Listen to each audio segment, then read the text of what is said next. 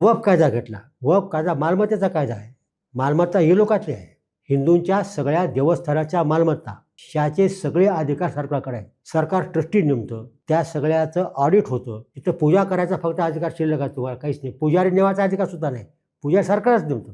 वक्फ म्हणजे मालमत्ता, अल्लाला दिलेली देणगी. या मालमत्तेचा वक्फ कायदा आहे ना, तो असाच कायदा पूर्वीपासून शिल्लक आहे. त्या दुरुस्ती करू देत नाहीत. आणि बरी जमीन किती आहे? सगळ्यात जास्तीत जमीन आता लष्कराकडे आहे, दुसऱ्या क्रमांकाचे रेल्वेकडे आहे आणि तिसऱ्या क्रमांकाचे वक्फकडे आहे. आणि त्याच्यात 70% ह्याचा अतिक्रमण हिंदूचं आहे. त्यातलं जवळजवळ निम्मा अतिक्रमण सरकारचं आहे. त्याच्यावरती इमारती उभा टाकल्याचा, त्याला कोणताच वक्फनामा लागत नाही. तिथं नमाज पढत होते, पुरावा आणला की संपलं.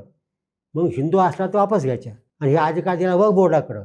तिथं असतात सगळे मुस्लिम सदस्य, ते ठरवणार ही जागा आमच्या वक्फची आहे म्हटल्याबरोबर वक्फची, त्याला कसलाच पुरावा लागत नाही. अशा प्रकारचा जो कायदा आहे. आणि आता जमीन परत मागतायत आम्हाला, ती जमीन सगळी त्यावेळेस हिंदूंच्या आणि सरकारच्या ताब्यामध्ये आहे. शिकूया AI ची क्रांती. चला करूया MSCIT. आजच नजीकच्या MSCIT केंद्रात आपला प्रवेश निश्चित करा.